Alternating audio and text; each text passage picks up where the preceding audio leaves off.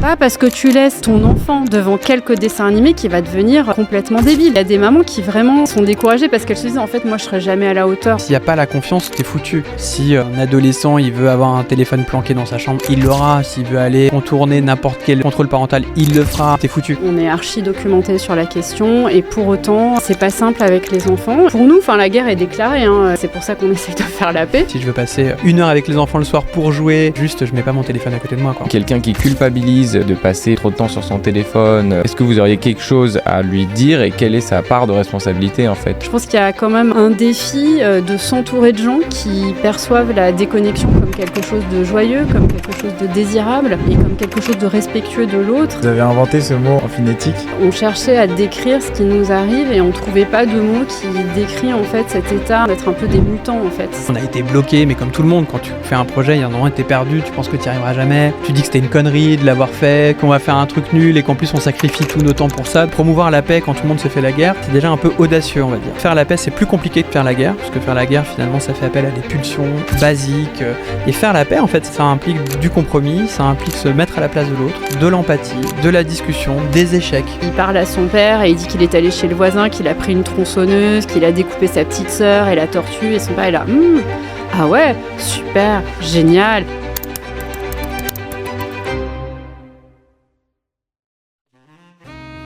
Le numérique c'est génial, mais dis-moi Lucas, comment on fait pour bien s'en servir ?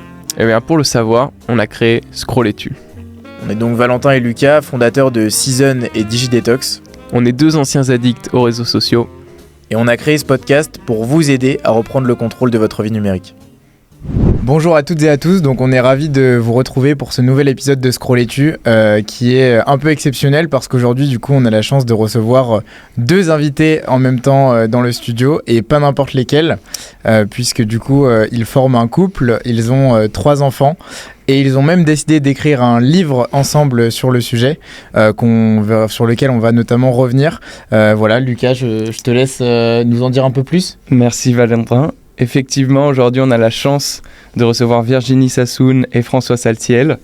Virginie, tu es docteur en sciences de l'information et directrice adjointe du CLEMI, le centre de référence en France sur l'éducation aux médias. François, tu es journaliste et producteur à France Culture, également auteur. Tu produis notamment les émissions Un monde connecté du lundi au jeudi et La fabrique de l'information le vendredi sur France Culture. Ensemble, vous avez publié récemment Faire la paix avec nos écrans. C'est pourquoi nous avons l'honneur de vous recevoir aujourd'hui. Bienvenue à tous les deux. Merci. Alors, pour commencer, est-ce que vous pouvez vous présenter chacun en quelques mots et nous dire peut-être en une phrase pour qu'on comprenne un peu mieux ce que vous faites dans vos journées ? Vas-y, je t'en prie. Eh bien, qu'est-ce que je fais dans mes journées ? Je travaille effectivement au CLEMI. Je ne m'exprime pas au nom du CLEMI aujourd'hui, mais plutôt comme autrice de ce livre qu'on a écrit avec François, dans une démarche de partager nos expériences et aussi nos difficultés face au numérique dans notre vie quotidienne, bien qu'on soit expert. Et tout ça pour dire que c'est pas parce qu'on sait qu'on arrive à faire. Et donc, on a voulu explorer en fait cet angle-là, se dire aujourd'hui, on a beau être très informé sur l'économie de l'attention, sur les mécanismes d'emprise, etc. Et nous, on est archi documenté sur la question. Et pour autant, c'est pas simple avec les enfants et c'est pas simple même dans notre attention. Notre lien à nous-mêmes et donc voilà, on a voulu explorer et cheminer pour trouver éventuellement quelques réflexions à partager. Voilà, tout à fait. Je partage totalement cette volonté, cette ambition pour le livre. Moi, au quotidien, je travaille principalement pour France Culture, donc sur 2 formats. Un format quotidien dans la matinale, où j'ai un monde connecté qui analyse les enjeux numériques. Donc, globalement, c'est vraiment une chronique de décryptage du numérique au sens large. Et ensuite, une émission d'1 heure qui s'appelle La fabrique de l'information, qui est plutôt sur l'analyse des médias et des récits médiatiques, où chaque semaine, avec des invités, on revient sur le fait d'actualité marquant de la semaine pour essayer de mieux comprendre comment se fabrique l'opinion. Super intéressant, merci beaucoup. Peut-être pour commencer, on aime bien comprendre, nous, un peu le rapport que peuvent avoir nos invités avec les écrans aussi en perso, en pro. Virginie, tu l'évoquais, vous êtes tous les 2 hyper impliqués dans le sujet et c'est pas pour autant que vous n'êtes pas aussi soumis un peu à différentes dérives.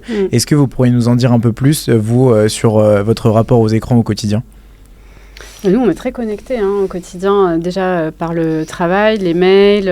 Moi, j'ai beaucoup de réunions en visio, donc je passe quand même des journées qui sont déjà beaucoup derrière les écrans. Et voilà, et comme on est très curieux, qu'on aime bien découvrir plein de choses, naturellement, ça va aussi s'exercer sur les écrans. Et donc, il y a une vraie tension au quotidien entre cette résistance, ce combat qu'on doit mener en permanence pour pas céder à l'appel des notifications. Vraiment, voilà, c'est une...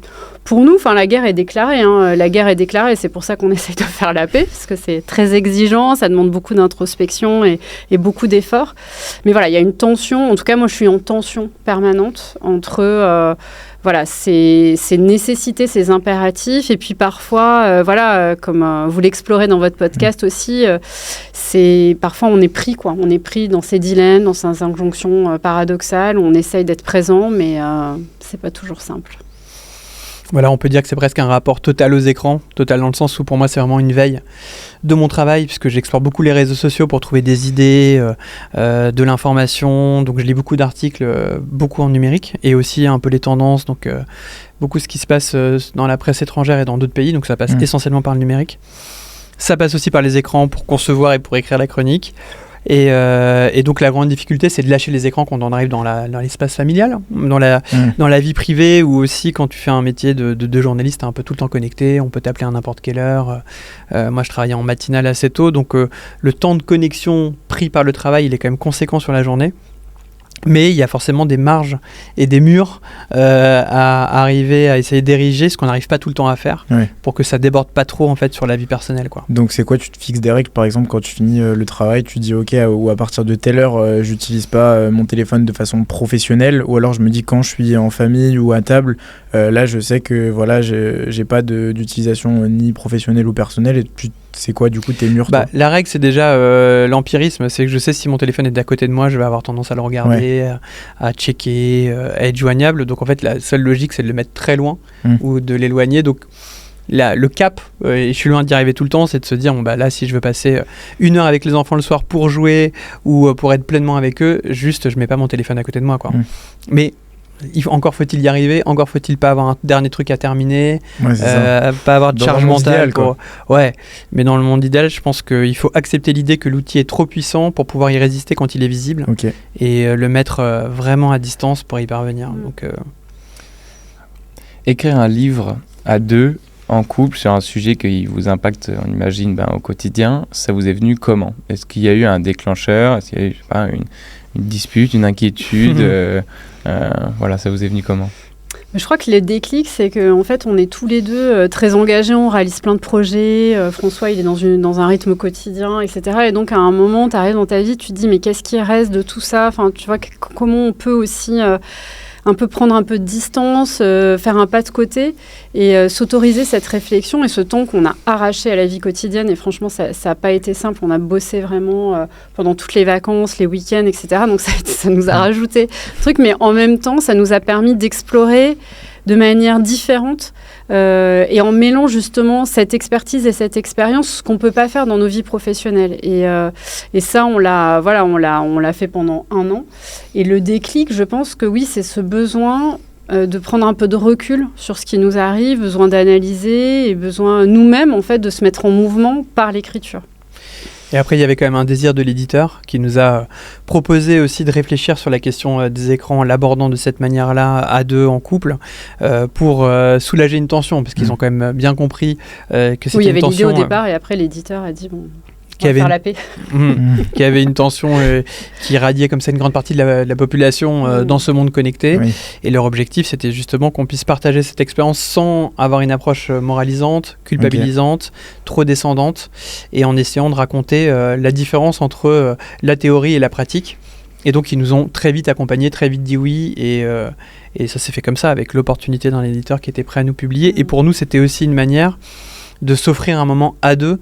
Même si c'était pour parler des écrans, t'en parles librement avec des discussions, tu passes aussi par l'écrit et pas tout le temps par le numérique. Donc c'était aussi une aventure commune pour retrouver du temps dans un quotidien qui est déjà assez surchargé, quoi.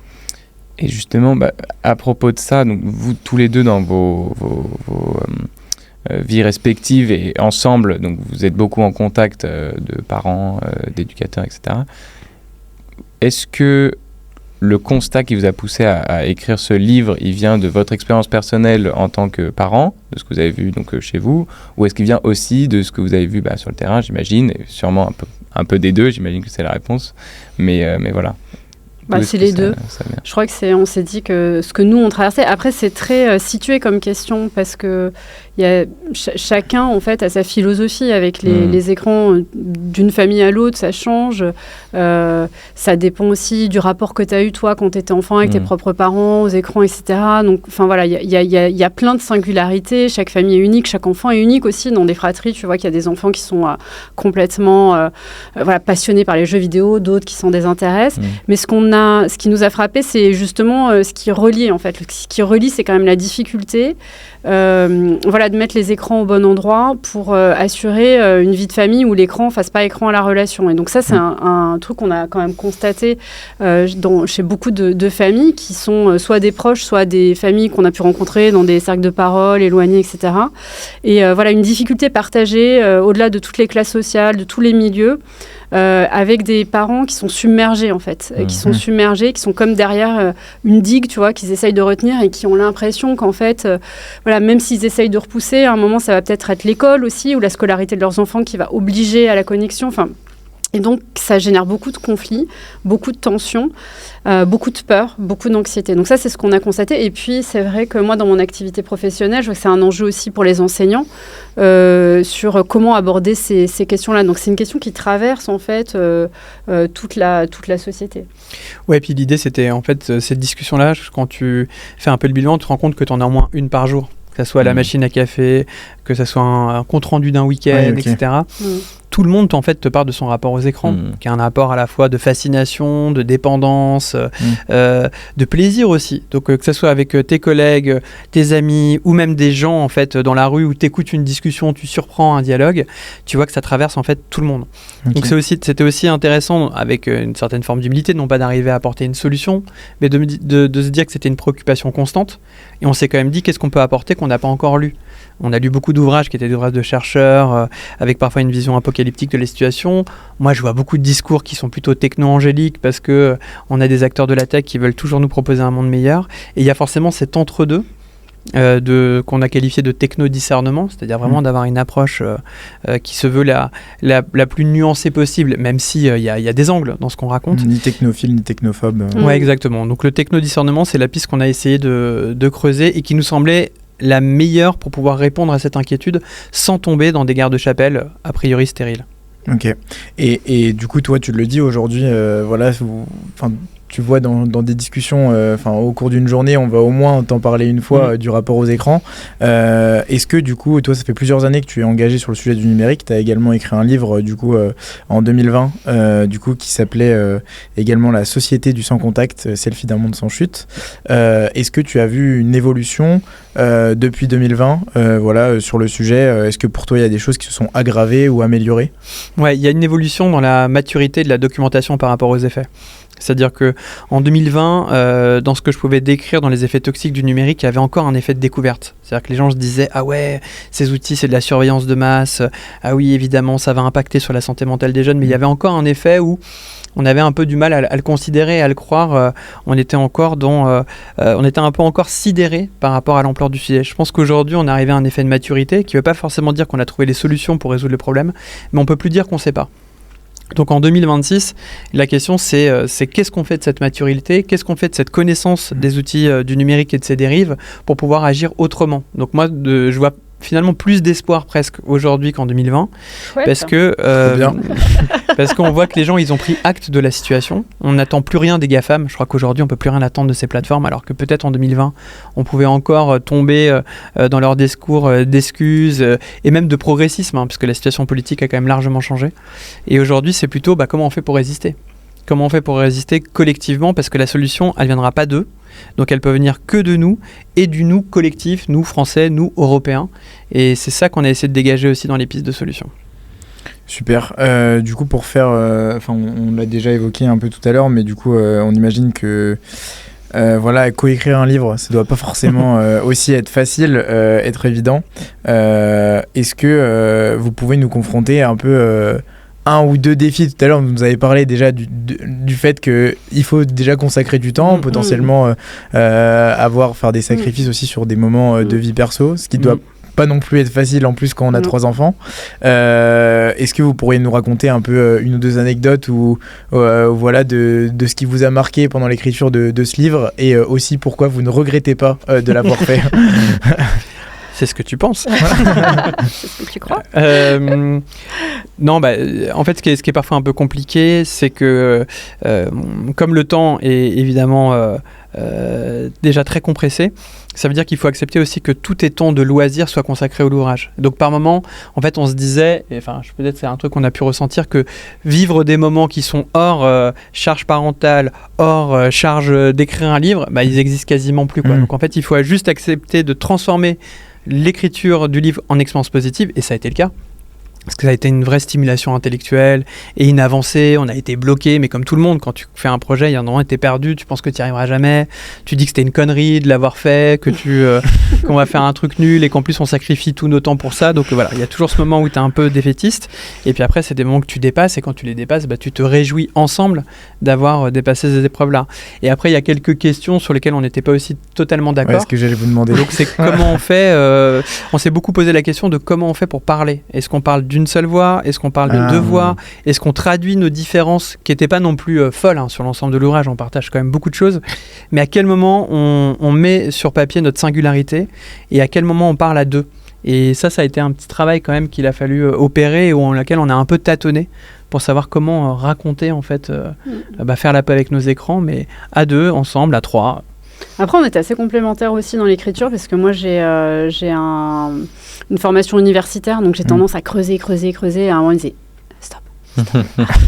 Arrête. Parce que comme t'es journaliste, donc il faut que ça rentre dans un format, et moi, j'étais là, genre, non, mais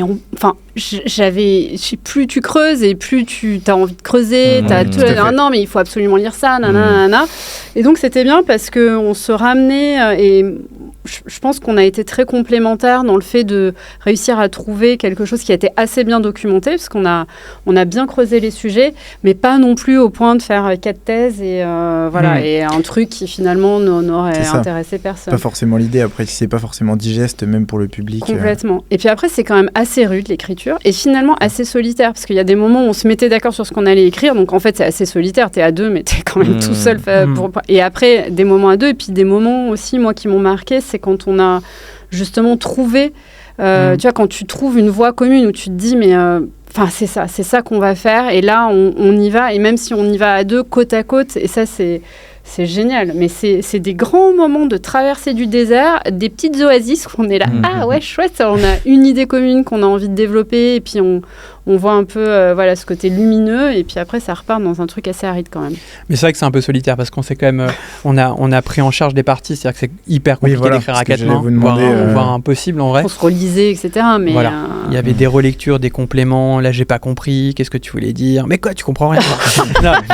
non, évidemment qu'il y avait des relectures bienveillantes, constructives, etc. Mais il y avait quand même à un moment donné des prises en charge en disant cette partie-là, je la prends en main, toi tu prends l'autre chapitre, et parce que sinon c'était compliqué. Après il y a eu des parties comme l'introduction, la conclusion et le plan général qui ont été évidemment pensés à 2. Donc ça c'était intéressant aussi de se voir chacun avancer dans son coin à son rythme. C'est comme quand tu construis une maison en fait. Tu décides des plans, et puis après toi tu fais la cuisine, moi je fais le salon et en avant. Et donc parfois il y a des problèmes quand tu construis une maison. Voilà. Il y a aussi des problèmes sur les délais de livraison. Vous étiez tous les 2 à l'heure ou... Ça c'est vrai qu'il y a des problèmes sur les délais de livraison, mais ça c'est plutôt l'éditeur qui est habitué à ce que les auteurs rentrent pas forcément à l'heure, donc il y a une sorte de marge. Mais toi, comme tu es quelqu'un qui est habitué à livrer en temps et en heure, à être à l'antenne, etc., il me disait, mais là, arrête, faut terminer.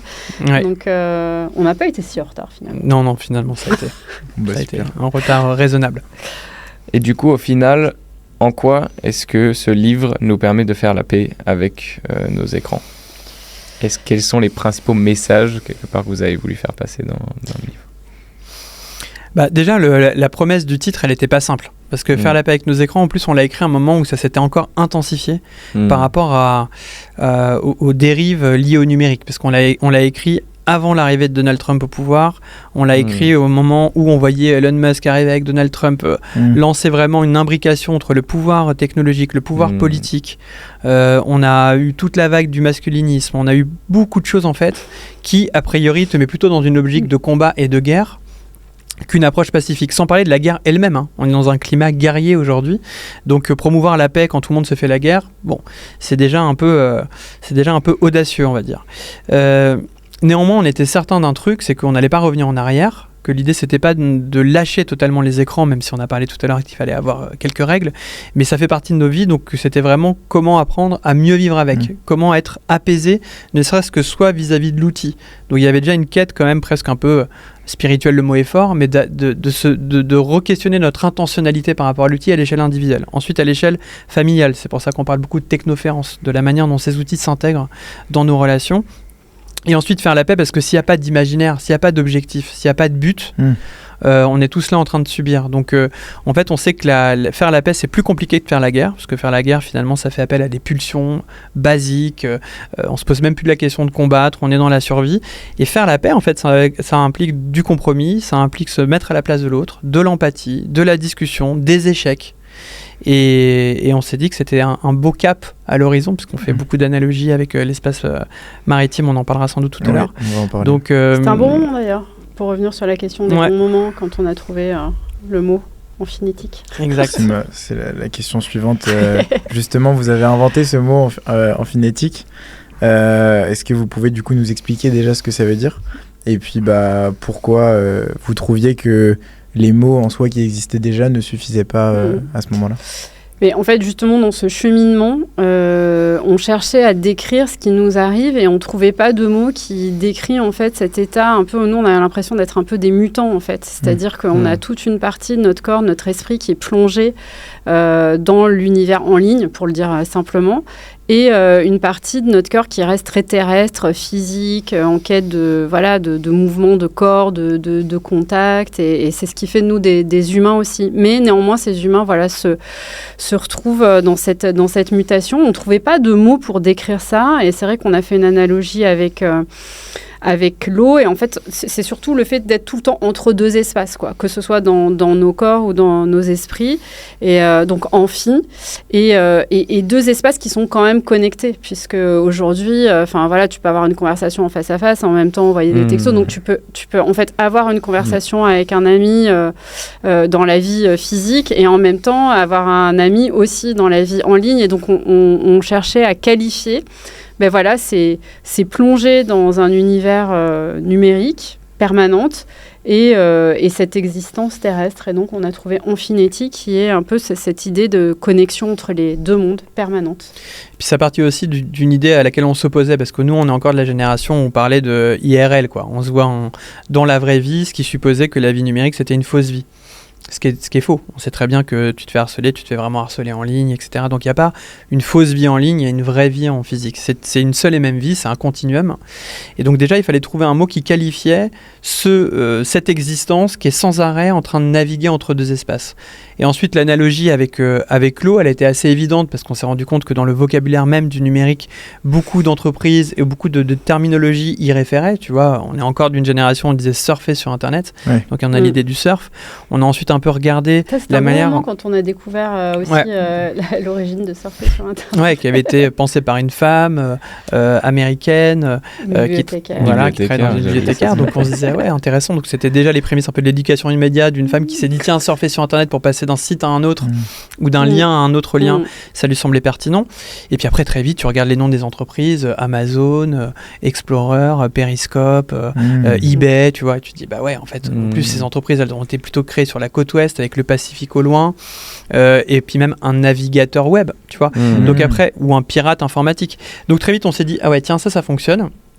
Et ça nous servait aussi de storytelling, parce qu'à partir du moment où on savait qu'on allait faire une traversée pour mieux explorer la manière dont on navigue d'un espace de la connexion, donc en immersion, un espace de la déconnexion, c'est-à-dire hors de l'eau, ça nous a permis de développer tout un argumentaire. Et de aussi essayer de comprendre pourquoi certains ne savent pas nager, donc sont dans la fracture numérique, pourquoi certains sont trop en immersion et ont du mal à retrouver un contact réel dans l'espace physique. Et on s'est dit qu'on allait maintenir ce cap. Ouais, et le cap de l'amphibie aussi, c'est-à-dire de se dire finalement à quoi... c'est quoi l'objectif de tout ça? Et la paix, c'est quoi? C'est en fait finalement d'être des êtres capables en fluidité de vivre dans les deux espaces. Et c'est ce que tu disais, quand on ne pourra plus vivre sans écran, alors comment mieux vivre avec? Donc avoir un espèce d'animal totem comme ça, de grenouilles ou de crapauds, on ne sait pas trop. Il y a plein d'espèces amphibiennes. Et du coup, on parlait d'objectif, mais le mot, il est censé être dans le Larousse ou le Robert en 2027 ou... 2027, c'est peut-être pas bien. Enfin, peut-être que ce podcast va lui donner une amplification mondiale. Non, oui, à un moment donné, on s'était dit l'objectif, c'était peut-être qu'il soit repris à un moment donné, que ça parle à des gens surtout. Que des gens se disent ah ouais tiens. Après, le mot il est un peu barbare, tu vois. En phonétique, c'est un peu, on le comprend pas instantanément. Il faut du temps pour l'expliquer. Ça peut paraître un peu universitaire par moment. Enfin, il est un peu chelou. Mais je pense que quand on le décrypte, des gens se disent « Ah oui, c'est vrai, je me retrouve bien dans cette idée de la submersion, dans cette idée de perdre pied, dans ce moment où j'ai l'impression de boire la tasse. Et puis... La tête sous l'eau. La tête sous l'eau. Puis dans l'immersion, il y avait aussi un côté flottant qui nous semblait intéressant pour décrire, tu vois, tout ce qui est économie de la flemme, qui est lié au numérique, où tu es dans un truc où tout vient à toi, tu fais plus d'efforts, exactement comme quand tu es dans l'eau et que tu flottes, tu vois, tu sens moins le poids de ton corps, et donc tu as tendance à te laisser dériver par moments. Et puis après, quand tu parles aussi des infras, tu te rends compte que les câbles sous-marins, c'est ce qui achemine 95% des données. Et tu peux aussi faire l'analogie avec ces GAFAM qui sont des grands paquebots, qui chopent avec leurs grands filets toutes les données qui sont présentes dans l'eau. Et où sont justement les zones qui ne sont pas des zones de marchandises, des zones qui ne sont pas des zones où on va monétiser tes relations. Et aussi, dernière chose, c'est que la mer, ou l'espace maritime, à l'image aussi de la Lune à une époque et de ce qui est censé être notre espace public, c'est censé être un espace qui appartient à personne et qui appartient à tout le monde. Et or, il y a quand même une volonté de préemption, voire même de colonisation de ces espaces par les éléments du numérique. Et c'est à nous, encore une fois, dans un objectif, d'arriver à remettre la main sur un espace numérique. Justement, à propos de ça, et t'en parlais un petit peu aussi, Virginie, est-ce que cet état d'amphibien, au final, c'est une fatalité dont on a envie de se séparer, ou est-ce qu'il faut qu'on apprenne à vivre avec cet état amphibie et à mieux justement naviguer ces deux espaces? Alors, nous, on n'est pas du tout des amphibiens. Nous, on est complètement tiraillés entre l'espace terrestre et liquide numérique, on va dire. Donc, en fait, c'est plutôt une quête de réussir à savoir, justement, de manière presque instinctive, ce qui est bon pour nous et d'avoir cette capacité à aller dans les deux espaces sans perdre pied et sans se noyer. C'est ça, en fait, la difficulté qu'on a. Après, c'est une métaphore qui a aussi ses limites, comme toutes les métaphores, mais en tout cas, l'idée, c'est que nous, on constatait aussi qu'on n'était pas du tout au stade de l'amphibie pour le moment et qu'on était justement soit trop, soit tous ceux rarement qui pas sont... assez, en tout cas. Ouais, rarement pas assez, mais il y a tous ceux aussi qui sont laissés sur la rive et qui n'arrivent pas en fait à enclencher aussi cette littératie, qui sont victimes d'électronisme comme on dit et qui quand même c'est très pénalisant, c'est très discriminant aujourd'hui. T'as pas accès aux services publics en ligne. Enfin, il y a tout un tas de difficultés aussi pour ces personnes-là. Donc pour le moment, on dirait que le constat c'est plutôt un cap à suivre que. Et puis c'est une situation qui est aussi un peu renforcée par des mythes comme le mythe du digital native, qui j'imagine. Aujourd'hui, je voulais aussi revenir sur le fait que le téléphone, il est là 24 heures sur 24, 7 jours sur 7. Et je voulais avoir votre avis là-dessus. Est-ce que pour vous, on a un peu normalisé quelque chose qui, au final, n'est pas si normal que ça? Du coup d'avoir en permanence un écran avec nous même jusque dans nos espaces privés, dans le lit, dans les toilettes, même des fois parfois sous la douche est-ce que pour vous on l'a un peu trop normalisé là où ça ne devrait pas forcément être normal? C'est ce que disait François. Je pense que l'enjeu, c'est s'en séparer physiquement aujourd'hui. C'est vraiment, ça a été... c'est comme si c'était une extension de nous-mêmes, de notre corps. Et ça, on le voit beaucoup chez les adolescents. quand on demande en fait de se séparer de son téléphone, c'est des enjeux, c'est une extension de leur vie, de leur sociabilité, de leur identité, c'est le lien qui les relie au monde, c'est comme un cordon ombilical entre eux et le reste du monde. Et voilà, et même pour nous aussi. Donc l'enjeu, c'est la séparation physique, c'est vraiment d'apprendre à s'en séparer. Mais c'est intéressant la question de est-ce qu'on s'est habitué et que finalement on ne re-questionne plus notre usage. C'est pour ça que dans le livre on fait aussi tout un chapitre sur l'histoire des écrans. Pour se comprendre aussi que précédemment, comment on a accepté l'introduction de la télévision dans notre espace. Comment précédemment encore on a accepté l'ordinateur ou le cinéma. Ouais. Et en fait on se rend compte que le smartphone, c'est ce qu'on a qualifié d'écran total, dans le sens où il ne fait qu'amplifier des phénomènes existants des écrans précédents et des technologies précédentes. Sauf qu'il va encore plus loin. Et on est arrivé vraiment... en plus, c'est intéressant parce qu'on se rend compte que plus les écrans étaient grands, moins ils étaient puissants, puis ils sont petits, puis ils viennent s'insinuer, s'infiltrer comme ça dans notre quotidien.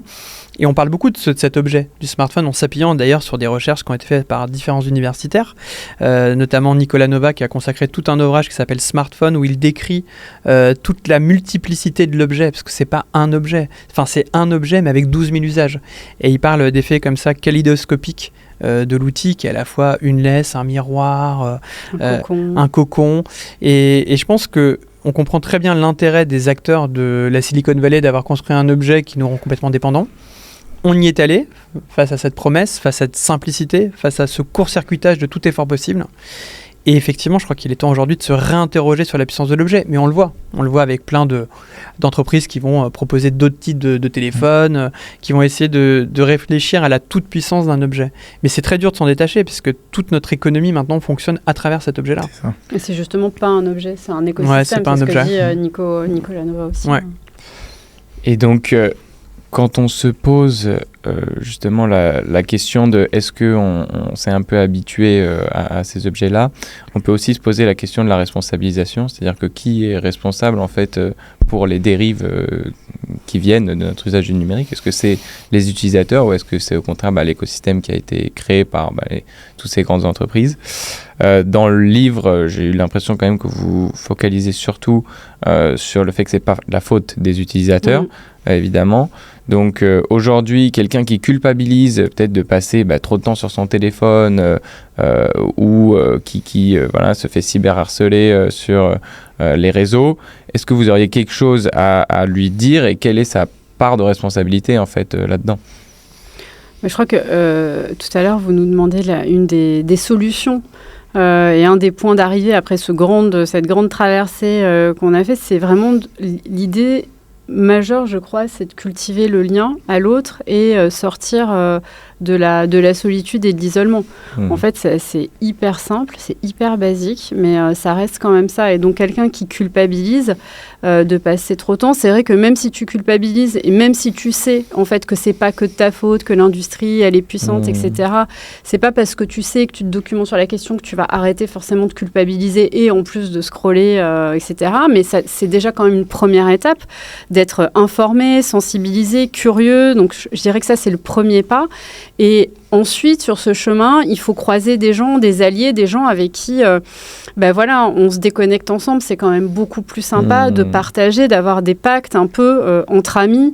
Par exemple, de se dire, on est ensemble, on peut aller checker les notifications si besoin, etc. Mais je pense qu'il y a quand même un défi de s'entourer de gens qui perçoivent la déconnexion comme quelque chose de joyeux, comme quelque chose de désirable et comme quelque chose de respectueux de l'autre. Et c'est ça aussi la boussole. Et quelqu'un qui est victime de cyberharcèlement, là, c'est vraiment difficile, mais c'est vraiment l'idée aussi de demander de l'aide et surtout de ne pas rester seul. Merci. Et d'appeler le 3018. Tout à fait. Non, mais c'est ça, c'est remplacer un peu ces moments du coup où l'écran a un peu pris le dessus, en revenir aussi à des activités qu'on avait avant. Pour continuer du coup sur le même sujet, dans son livre Notre liberté de penser, comment défendre notre démocratie face aux menaces numériques, Isabelle Chapuis évoque son point de vue sur le sujet en précisant, je cite: interdire le smartphone, c'est interdire la seringue, alors que le problème, c'est la substance. À quoi cela vous fait-il penser ?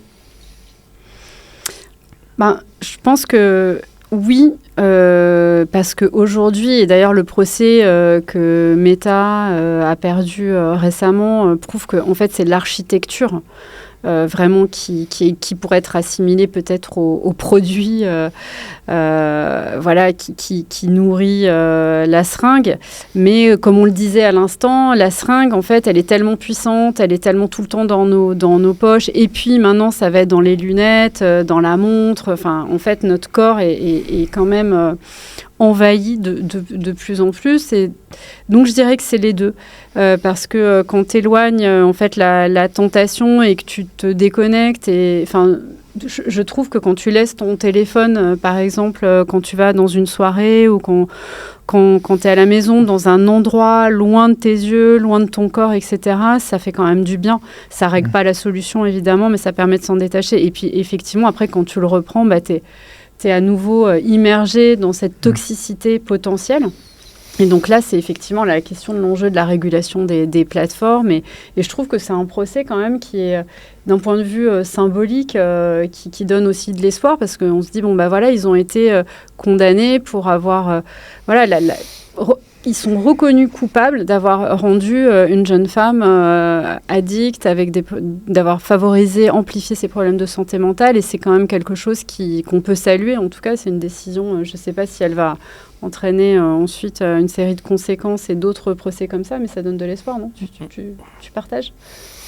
Ouais, je partage. En fait, ça pose la question de l'addiction. En fait, ça pose la question de l'addiction. C'est comme, là, je reprends votre podcast. Vous avez fait une analogie avec un paquet de cigarettes. Donc, on peut se dire, t'es fumeur, c'est ta responsabilité ou pas. Oui, mais bon, on t'a mis sur le marché un produit qui t'a rendu addict. Donc, pendant très longtemps, la question de l'addiction, elle est même pas encore totalement tranchée par rapport à la responsabilité, mais c'est ce que ce procès permet. Tranché scientifiquement. Ouais. Voilà, et c'est ce que ce procès permet peut-être de faire avancer, c'est-à-dire de se dire que ça a été un outil qui a été pensé avec un modèle économique délétère qui fait tout pour capter notre attention. Donc à partir du moment où on tombe dedans, et encore plus quand on est jeune, qui est responsable ? Celui qui a plongé dedans parce qu'il était fragile ou celui qui a conçu l'outil à ces fins-là. Donc on est en train d'avancer pour aller plutôt du côté de la responsabilité des plateformes. Après, c'est une goutte d'eau par rapport à tous les dispositifs qu'ils ont en leur possession pour faire continuer, pour que le système continue à avancer. Donc la question de la responsabilité, si on se place avec une analogie liée à un produit addictif, elle est évidemment du côté 1 des pouvoirs publics qui laissent ou non ce produit circuler, et 2, elle est du côté des fabricants qui, oui ou non, le mettent sur le marché sans avoir un sens de la responsabilité. Ça, c'est le constat. Maintenant, on sait très bien que cet outil-là, et c'est là où je trouve que l'analogie avec le tabac a pour moi une limite, c'est qu'il nous sert. C'est-à-dire que globalement, il n'y a pas beaucoup d'effets positifs à fumer des cigarettes, à part peut-être intégrer un groupe, mais tu peux trouver d'autres moyens. Par contre, il y a énormément d'outils positifs à utiliser le numérique, énormément de performance dans ton travail, d'accessibilité, de connexion, de découverte, c'est innombrable. Donc c'est pour ça que c'est complexe d'avoir une position tranchée par rapport à ces outils-là si on veut la regarder véritablement. Et c'est pour ça qu'on a une approche de techno-discernement, encore une fois. Ce qui est aussi notre approche, et c'est pour ça qu'on a aussi voulu faire un focus, pas sur le numérique, pas le numérique tue, mais plutôt le scroll, qui est pour nous un aspect des réseaux sociaux, enfin un point particulier des réseaux sociaux, où là on estime que il y a beaucoup plus de points négatifs que positifs, et notamment ça vient en particulier tuer notre temps, etc. Exact. Et justement, on en parlait dans des épisodes précédents. Eux, les algos, ils vont adorer aussi tout ce qui est un peu négatif. Des fois, ça va permettre aussi de faire réagir, de faire rebondir. Ça fait aussi scroller. Est-ce que vous pensez qu'on peut faire la paix avec ces outils qui sont du coup, de par leur conception, leur design, conçus pour nous garder accrochés, même si on en a en partie répondu? Après, je pense que là, c'est la question du détournement. C'est-à-dire que, mais c'est même ce que vous faites, vous. Avec Virginie, on a beaucoup suivi, par exemple, le Offline Club et toutes ces initiatives qui essayent de fédérer des gens pour arriver à faire vivre des périodes de déconnexion. Comment ils y parviennent pour fédérer? Ils utilisent les réseaux sociaux de la même manière. Donc, ils comptent sur le scroll aussi pour que toi, par hasard, de tes centres d'intérêt, tu vas tomber, découvrir leur initiative, les rejoindre et arriver à réfléchir. Donc là, on est dans une forme de détournement, c'est-à-dire qu'on ne peut pas aujourd'hui s'amuser à dire Mais c'est exactement pareil pour le combat écologique, où tu vas essayer de mobiliser une partie de la population, et en vrai, tu sais très bien qu'utiliser un smartphone qui a été fabriqué dans des usines du Congo, avec des architectes de la vallée qui est en train d'utiliser des data centers qui augmentent l'empreinte carbone et l'usage de l'électricité, c'est pas a priori des outils sains et éthiques. Mais comment tu veux faire autrement ? Donc en fait, oui, l'outil, il est hyper puissant pour arriver quand même à mettre en contact des gens qui, a priori, se connaissent pas et vont pouvoir se rencontrer sur des points communs. Il isole, certes, mais il rassemble. Et donc, si tu arrives à l'utiliser pour pouvoir rassembler les gens autour d'une cause dans laquelle tu crois, évidemment qu'il faut les utiliser. Et d'ailleurs, on les utilise.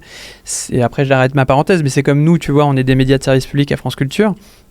On pourrait dire, on lâche Instagram, on met pas nos contenus, ils nous volent notre valeur, ils nous volent notre audience, à quoi ça sert ? Bon, c'est une réflexion qu'on a pu avoir au sein du groupe, mais en même temps, c'est là aussi on va pouvoir diffuser notre savoir-faire, notre compétence, notre regard, nos analyses, et pourquoi pas arriver à donner envie à un autre public de s'informer, d'écouter la radio, ou de nous consommer autrement. Donc oui, ces outils sont quand même intéressants pour ça.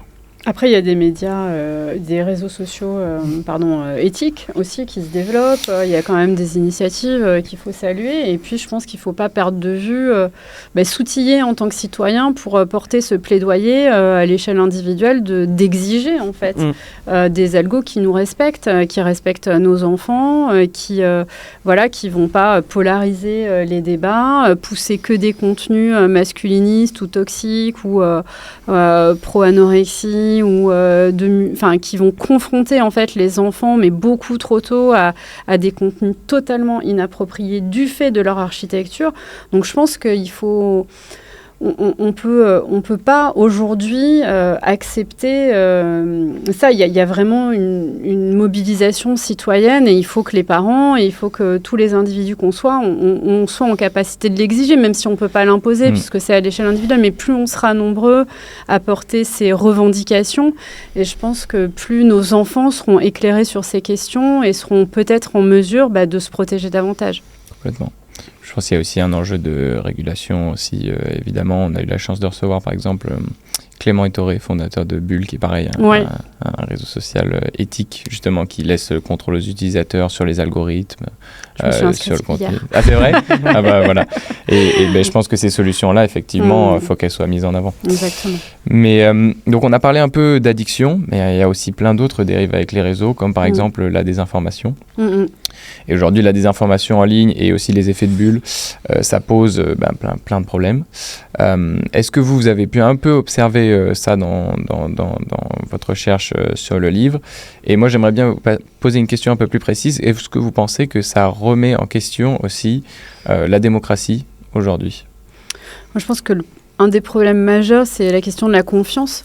Aujourd'hui, on a beaucoup sensibilisé les adolescents à se méfier en fait de ce qu'il y avait en ligne. À raison, puisqu'il y a effectivement une déferlante, une industrialisation de la désinformation. Et puis avec les IA, enfin c'est fou quoi, ce qui se passe, et c'est extrêmement compliqué d'accorder sa confiance.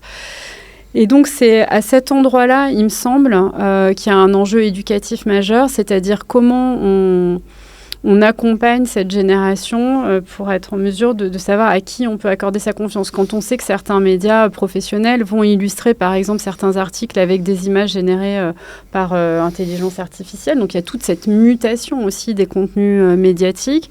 Et donc, c'est se poser la question et leur transmettre ces réflexes pour développer leur esprit critique. Qui me parle ?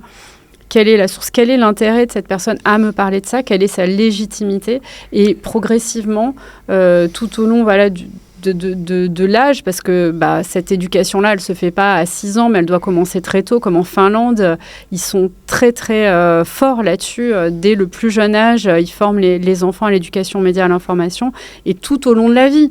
Parce que c'est pas quand on sort de l'école, ou, enfin, je veux dire, il y a plein de parents, de grands-parents qui ont aussi eu aucune éducation, aucune sensibilisation, et qui partagent énormément de fake news, comme on dit. Ça a d'ailleurs été prouvé dans un des articles scientifique de nature, il me semble, c'est que c'est finalement les personnes les plus âgées et les plus politisées qui partagent, qui sont les agents les plus actifs de la désinformation. Donc il y a vraiment cette question de la confiance. À qui peut-on accorder sa confiance? Quelles sont les sources, que ce soit un youtubeur, journaliste ou un média professionnel? Il y a vraiment cette culture des sources de l'information à développer, parce que c'est la meilleure des préventions contre la désinformation, c'est savoir s'informer en fait. Et quelle est l'information de qualité? Et je pense qu'il y a un deuxième enjeu majeur, c'est le coût de l'information. C'est-à-dire qu'aujourd'hui, pour être bien informé, il faut payer. Et en fait, les jeunes, ils n'ont pas les moyens de payer. Et quand tu grandis dans une famille où tes parents, ils ne sont pas abonnés à XXY médias que tu peux consulter ou partager l'abonnement, où tes parents peuvent te partager et te faire découvrir en même temps. Donc voilà, heureusement qu'il y a les médias de service public qui sont un bien commun et voilà, un pilier de la démocratie. Donc dans ce sens-là, il faut vraiment défendre en fait ces médias de service public qui permettent de fournir une information gratuite et de qualité à tous les citoyens et dès le plus jeune âge. En fait, le problème, c'est que la démocratie, c'est aussi un système politique hyper vulnérable. Et comme il est hyper vulnérable, il est facilement attaquable. Et ce qui se passe aujourd'hui avec la désinformation et notamment les nouveaux outils comme l'intelligence artificielle, c'est de voir qu'à moindre coût, tu peux facilement en fait arriver à manipuler les opinions. Ce qui était quand même beaucoup plus compliqué avant pour arriver à diffuser, à propager une fausse information. Tu n'avais pas les canaux disponibles. Aujourd'hui, tu les as. Il s'avère même que ces canaux, ils sont en aucun cas hermétiques à des tentatives de désinformation, voire même ils peuvent les tolérer et d'une certaine manière les encourager. Parce qu'en fait, qui dit désinformation, dit polarité, dit engagement, dit trafic, dit monétisation. Et dit même parfois intérêt, en fait, des acteurs de ces mêmes canaux qui peuvent avoir des visions idéologiques et qui peuvent laisser passer certaines informations et en invisibiliser d'autres. Donc en fait, la démocratie, c'est un système super, dans lequel on aspire tous à continuer à vivre, en tout cas une certaine partie de la population, mais hyper vulnérable. Et aujourd'hui, on est quand même confronté à un système politique qui est assez ancestral, et comment on arrive à lui laisser, comment on arrive à le préserver, comment on arrive à le renforcer sans tomber non plus dans une dictature, parce qu'en fait, ça fait partie aussi des grands projets de loi que vous avez suivre sur les menaces à la liberté d'expression et de circulation. Donc on est face à ce dilemme, à ces compromis, de maintenir un système auquel on croit, et en même temps d'arriver à se renforcer sans se replier. Puis je pense que la démocratie, elle dépend vachement, c'est ce que tu disais, elle est hyper fragile parce qu'elle dépend beaucoup de notre capacité à prendre des décisions éclairées. Et aujourd'hui, en fait, les réseaux sociaux, ils ont éliminé cette possibilité-là, puisque à cause des contrôles et de la désinformation. Mais je voulais revenir, Virginie, sur ce que tu disais. Est-ce que tu penses que la solution à la désinformation, c'est uniquement l'éducation? Parce que si je prends un exemple personnel, j'ai l'impression d'avoir eu la chance d'avoir une bonne éducation où j'ai été vraiment sensibilisé à l'esprit critique.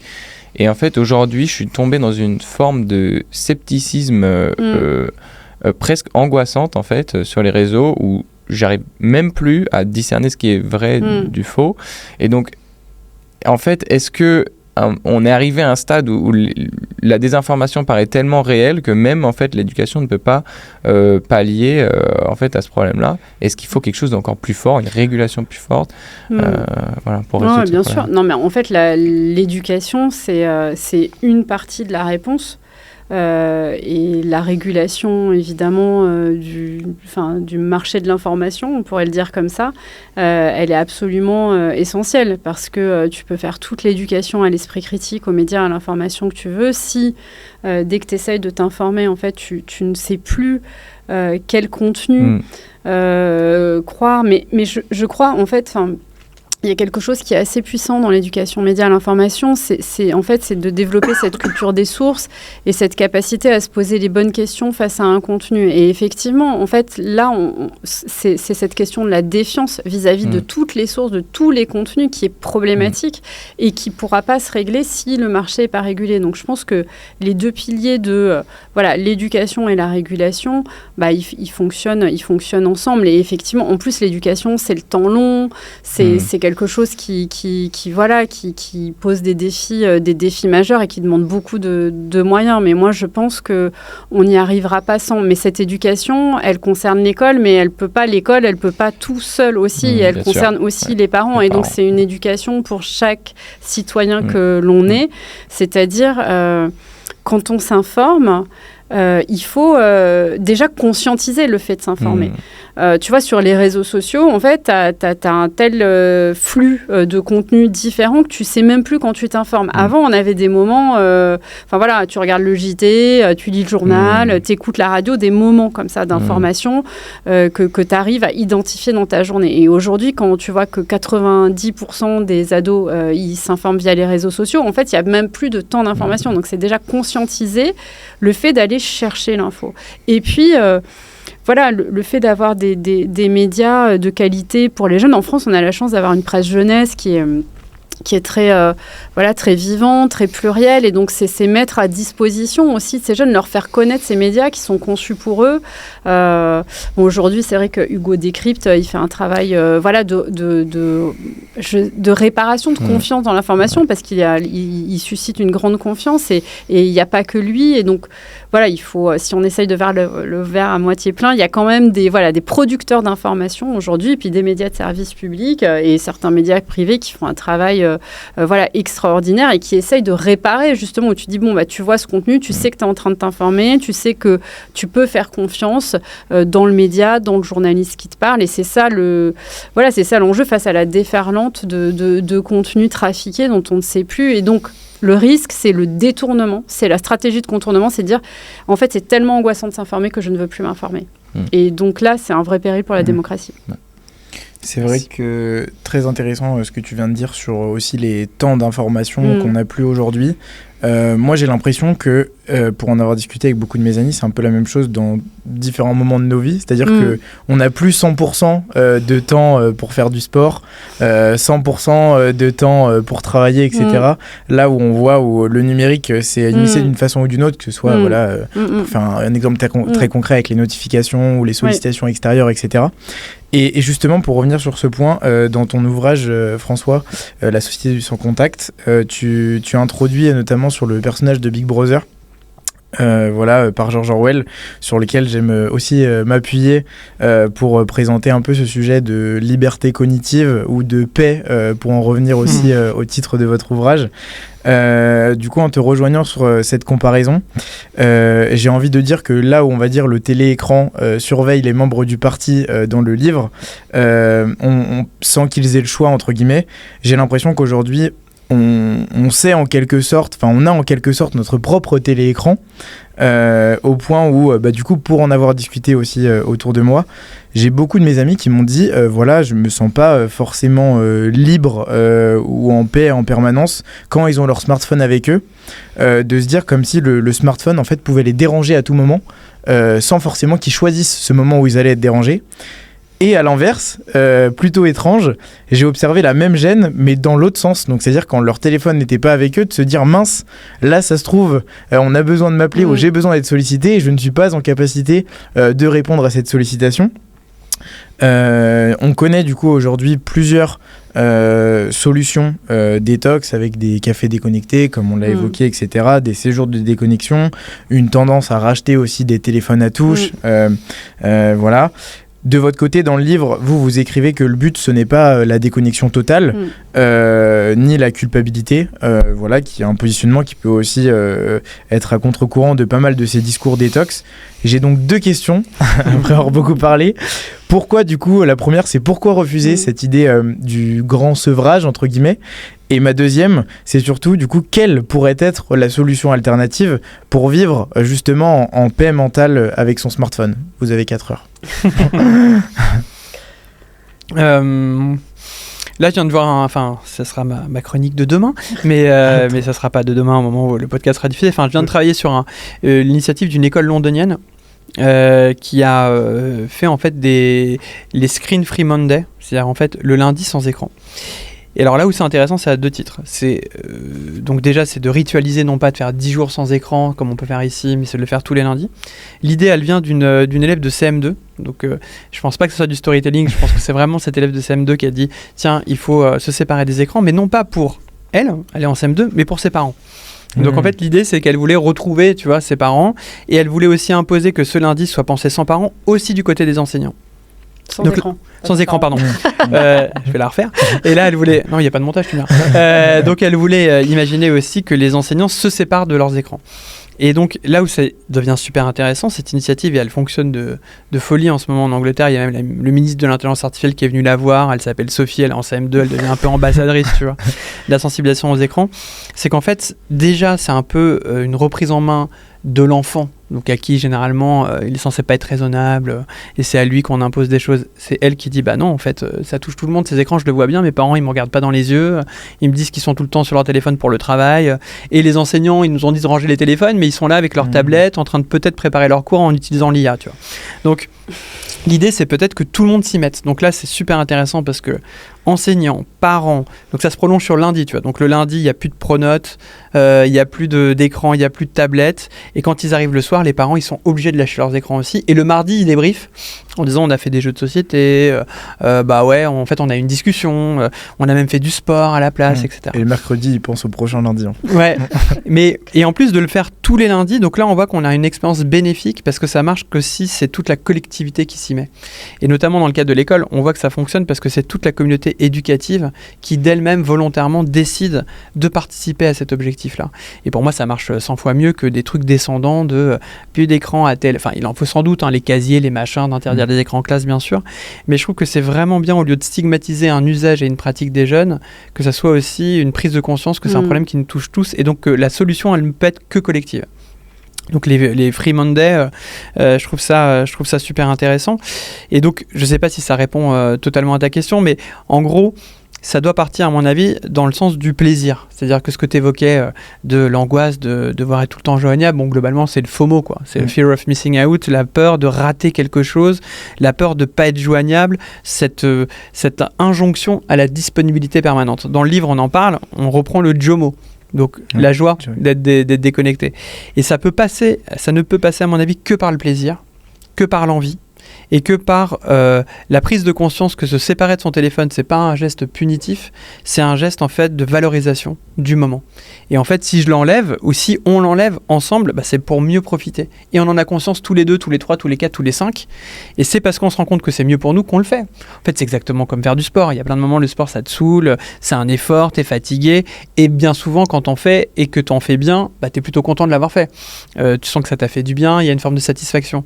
Donc c'est un sport en fait. En fait, finalement, c'est un sport de combat, d'arriver à résister à la déconnexion. Et c'est un sport de combat collectif. Hyper intéressant. Non, ça a vraiment répondu à ma question. Surtout que tu vois, pour faire le parallèle avec du coup ce que tu disais, je trouve que dans ces moments où du coup tu sais que c'est un engagement collectif, tu te dis ok, on est tous dans le même bateau. Et je pense que ça peut aussi aider à se dire, bah en fait, là quoi qu'il arrive, il n'y a même pas FOMO ni JOMO. En fait, je sais que tout le monde est dans le jeu et du coup c'est trop bien. Super. Et je trouve ça super bien l'exemple que tu as donné parce que en fait, les enfants et les adolescents, ils sont tellement souvent stigmatisés.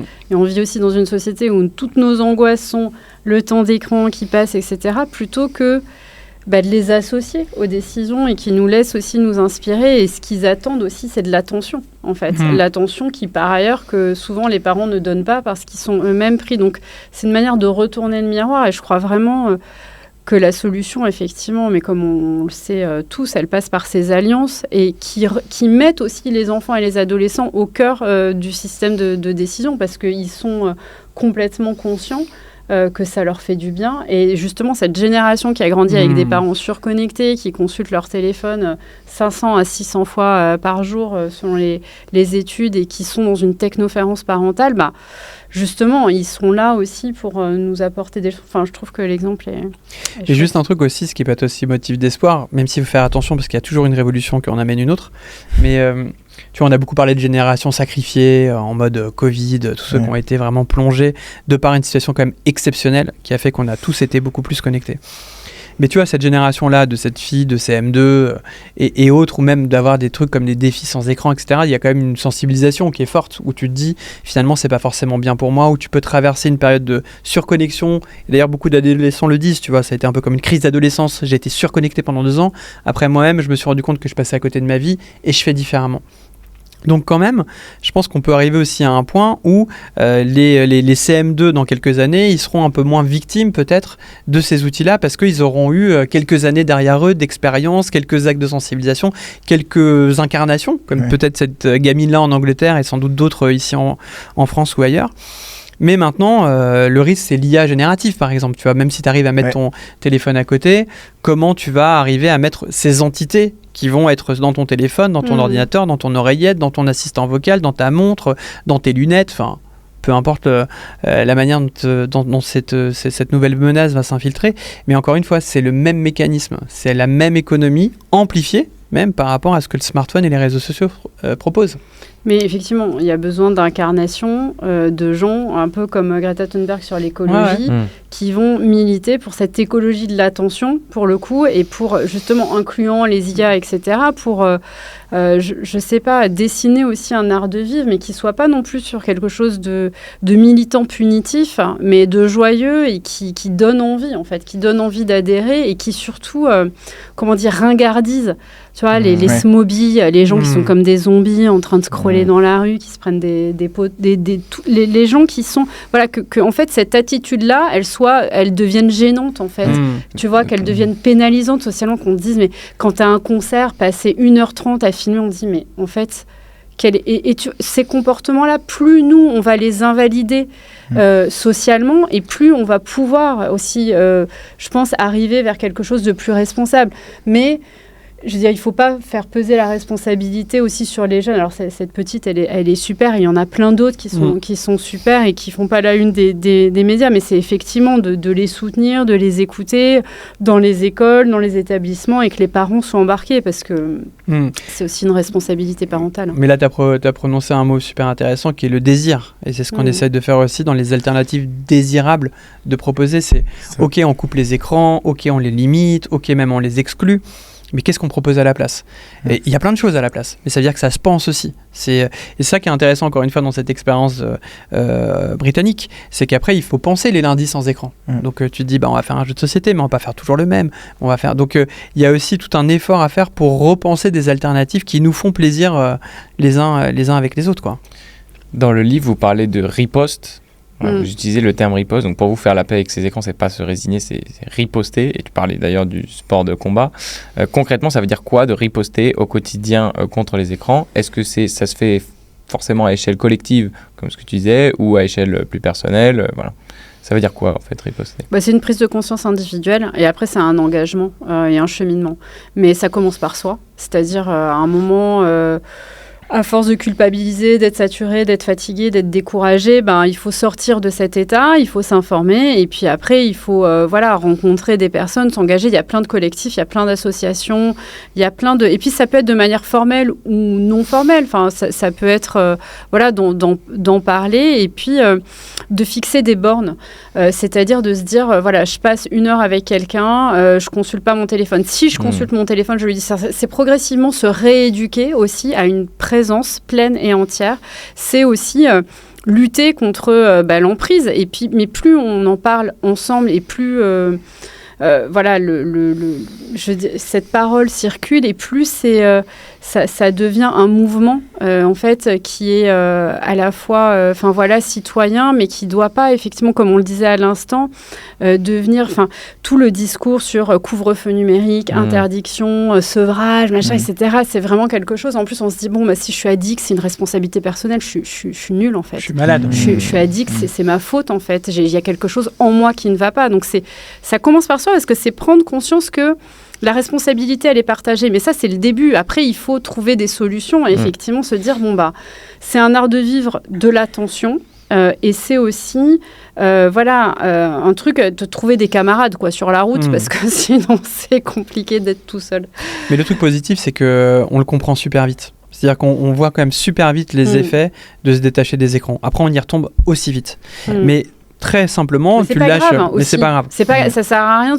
Il y a plein de gens qui se disent ok, alors là, je passe dans une vie pas à l'écran, qui ça devient genre comme les gens qui passent au régime d'un coup et qui se privent de tout. Ça aussi à éviter, parce que d'un coup tu craques, tu te fais une replongée, etc., et tu te sens encore plus nul. Et donc, en fait, c'est aussi de dire aux gens, mais c'est pas grave. Nous, des fois, on laisse les enfants, on s'était dit pas d'écran, nanana, et puis déborder, et on se dit plutôt que, moi, j'ai arrêté de me flageller. Je me dis, mais enfin voilà, c'est pas grave, on va essayer de parler du coup du dessin animé qu'ils ont vu, on peut toujours se rattraper. Enfin, moi j'ai rencontré des mamans qui culpabilisent tellement la charge mentale sur le poids des mères de dire, parce qu'aujourd'hui la bonne parentalité à l'ère du numérique, c'est vraiment les enfants doivent être très loin des écrans. Sauf que dans la vie quotidienne, parfois c'est pas parce que tu laisses ton enfant devant quelques dessins animés qu'il va devenir complètement débile. Donc, mais il y a des mamans qui vraiment, enfin j'ai rencontré en tout cas la culpabilité chez les mères, elle est plus significative et qui sont découragées parce qu'elles se disent en fait moi je serai jamais à la hauteur en fait.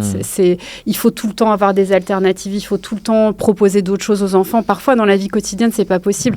Parfois on est fatigué, parfois on les laisse devant un film ou jouer à des jeux vidéo, c'est pas grave si on récupère le truc et qu'on lâche pas complètement non plus. Donc je trouve qu'il faut pas, enfin on a aussi on a beaucoup d'attentes vis-à-vis de nous-mêmes et vis-à-vis de ce qu'on doit être comme parents. Donc c'est aussi, nous, dans le livre, on parle de parentalité suffisamment bonne.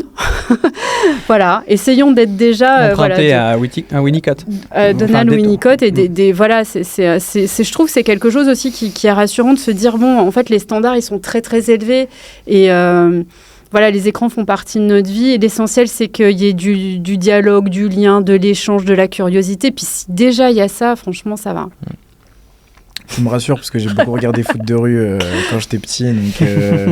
Donc voilà. 3 enfants à la maison.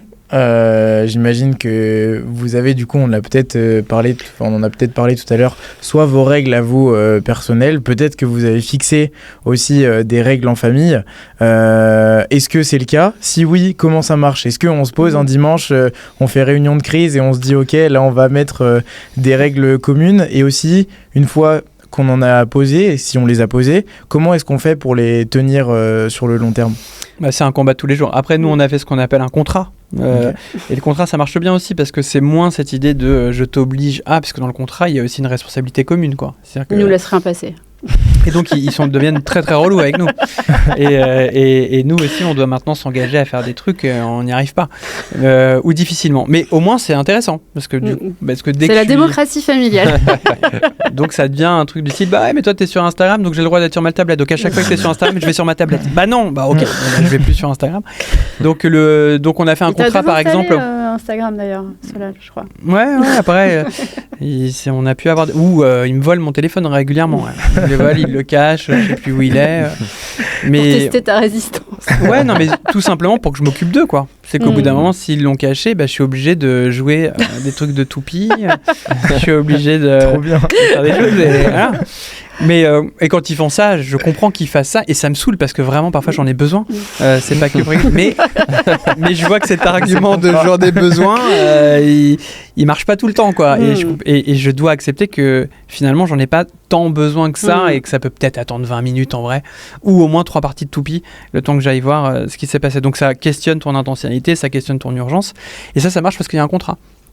En disant bah voilà et je pense que quand même ça fonctionne parce que d'eux-mêmes ils arrivent parfois à se raisonner en se disant bon là j'ai joué à FIFA je sais pas sur le téléphone ou sur la console, j'y ai passé assez de temps, maintenant j'arrête sinon c'est abusé. Et puis surtout on se rend compte que le jeu de FIFA à la rigueur c'est plus un temps partagé, c'est pour jouer ensemble entre eux ou avec moi en l'occurrence parce que j'y joue plus que toi. Donc oui, il y a des contrats. Il y a un contrat qui dit, par exemple, tu as le droit à tant de temps le week-end, tu n'as pas le droit la semaine, tu as le droit le mercredi, mais pas sur des tablettes avec des jeux pourris où tu as des publicités ciblées toutes les 3 secondes, mais sur une console avec un jeu que tu auras choisi. Après, voilà, ça c'est un contrat. Il y a plein de fois, en fait, tu te fais déborder, tu n'arrives pas à tenir le truc, mais au moins, il y a un cadre qui existe. Puis entre 18h et 20h, on essaye d'éviter le moment où on rentre du travail jusqu'au moment du coucher. En fait, nous, c'est ça aussi. Après, dans le livre, on pose une boussole qui s'appelle Play et qui est aussi une invitation à être ensemble. Et l'idée, c'est toujours de partager, même quand on ne peut pas être avec eux, donc d'être curieux, puis d'arrêter tout le temps les juger. Ça, je parle plus pour la grande qui a passé son adolescence aussi sur TikTok et on a été clairement débordés par ça. On n'était pas préparés. Mais à partir du moment moment où on a arrêté de la juger et de lui dire que c'était débile et que ça la rendait débile, et qu'on s'est vraiment intéressé à ce qu'elle faisait, etc., ça a créé un dialogue, ça a créé une confiance, et ça a créé aussi chez elle. Et là, elle vient de supprimer TikTok. Et pour moi, c'est comme une espèce aussi de cheminement qu'elle a fait, mais parce qu'à un moment, on a fait alliance, en fait, au lieu d'être sans arrêt dans la conflictualité. Je pense qu'un des défis des parents, aujourd'hui, c'est souvent, il y a les parents, les enfants, les écrans au milieu. Et c'est en fait se dire, OK, les écrans, on s'en sert, on est ensemble, en fait. On est sur le même bateau, pour filer la métaphore. Et voilà, et il y a des tempêtes et on se prend des... Enfin, voilà, c'est pas facile. On a vraiment... Mais il faut pas lâcher, en fait, ce cap du dialogue et de toujours s'intéresser à ce qu'ils font. Après, le L, c'est libérer du temps sans écran. Donc, c'est-à-dire que si on n'est pas capable d'incarner le discours... La boussole s'appelle Play, juste pour La boussole s'appelle Play, ouais. Donc, et Play, c'est un acronyme. Donc, partager la vie numérique de nos enfants, libérer du temps sans écran, donc incarner, parce que, en fait, on s'est rendu compte que les discours, ça servait à rien. En fait, si nous, on n'a pas d'écran et qu'on leur dit, vous n'avez pas d'écran, ça marche beaucoup mieux. Donc, ça, c'est très simple. Le A, c'est accueillir leurs émotions, parce que c'est vrai, c'est ce que tu disais. Nous, on a eu une enfance et une adolescence déconner, on se rend pas compte en fait de toutes les émotions qui vivent en ligne, et donc nous faire ce petit pas aussi pour toutes les émotions qui vivent en ligne, s'y intéresser.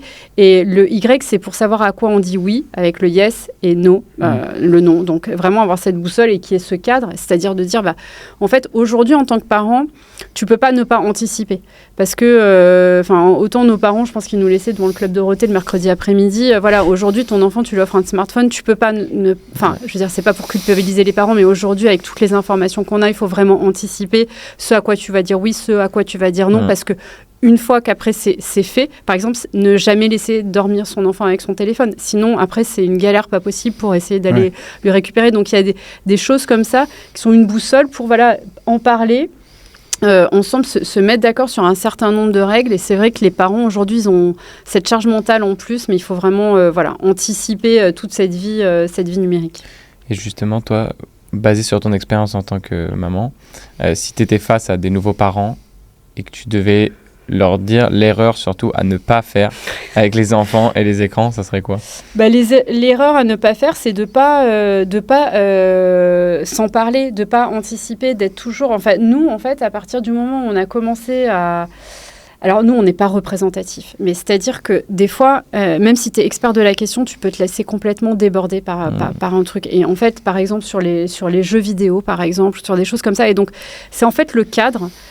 L'erreur, la chose à faire, c'est de prévoir un cadre. Et même si le cadre, il est pourri, en fait, il va évoluer. Et le cadre, et l'idée de se mettre d'accord sur un certain nombre de règles. Alors, évidemment, si ton enfant a 3 ans, c'est pas la même chose que s'il a 6 ans ou 13 ans. Ça s'adapte aussi selon l'âge de l'enfant et son tempérament.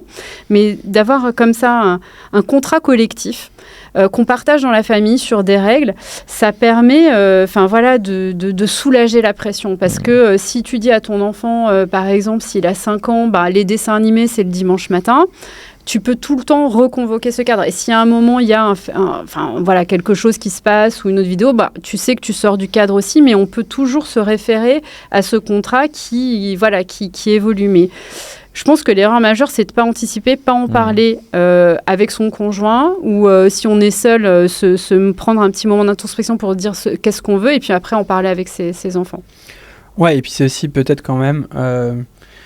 ça, on entend beaucoup de parents le dire, essayer de retarder au maximum quand même certaines choses, quoi. Si tu peux aller au maximum de la pression sociale pour pas tout de suite donner un smartphone dès la 6e, et que tu peux le donner en 5e, voire en 4e, voire je n'irai pas jusqu'à la 3e, mais en gros, retarder, mais pas retarder seul, pareil, aller voir d'autres parents, faire des packs de parents, parce qu'on sait très bien que les enfants, ils veulent l'avoir parce qu'ils veulent jouer aux jeux vidéo avec leurs mêmes copains qui ont les mêmes trucs, ou alors être dans les mêmes groupes WhatsApp. Donc il y a quand même pas mal d'outils pour essayer de retarder au max, parce qu'une fois que l'habitude elle est prise, elle est un peu foutue. Ça, on l'a bien vu avec nous. Donc on sait très bien qu'il faut essayer de déshabituer, de faire en sorte que l'habitude ne s'installe pas.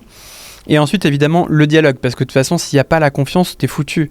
Si un adolescent, il veut avoir un téléphone planqué dans sa chambre, il l'aura. Ouais. S'il veut aller contourner n'importe quel contrôle parental, il le fera. Il va aller voir d'autres gens qui ont d'autres outils, t'es foutu. Enfin, c'est comme pour reprendre l'océan, t'arriveras pas à mettre des barrages. Tu sais très bien qu'à un moment donné, ça va déborder. Donc la question, c'est plutôt de dire, tiens, j'essaye au moins de t'apprendre à nager, ou du coup, où est-ce que tu veux aller nager ? Pourquoi s'intéresse de nager dans cet endroit-là ? Tiens, moi, je pense que c'est dangereux pour ça. Et montre-moi aussi ce que tu cherches, ce que tu attends, ce que tu as envie de voir. Donc, il n'y a que le dialogue, quand le dialogue est possible. Hein. On sait très bien qu'il y a aussi des situations... Oui, des fois, il y a des moments de conflit, des moments où le dialogue n'est pas possible. C'est pas grave, ça passe aussi. Il faut, Et puis, il y a des situations familiales où c'est très dur d'avoir un dialogue avec ton enfant, parce qu'en fait, il y a trop de défiance, parce qu'il y a trop de conflits. Enfin, encore une fois, il n'y a jamais aussi de recette parentale. Tu vois, un parent qui te dirait « j'ai la solution pour tous les parents », ça serait déjà un mauvais parent conseilleur, parce qu'en fait, chacun a son équilibre, son ingénierie familiale, ses ressources ou ses non-ressources.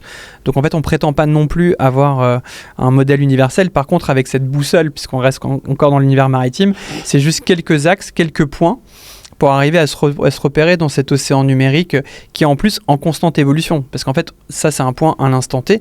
Après, c'est des valeurs.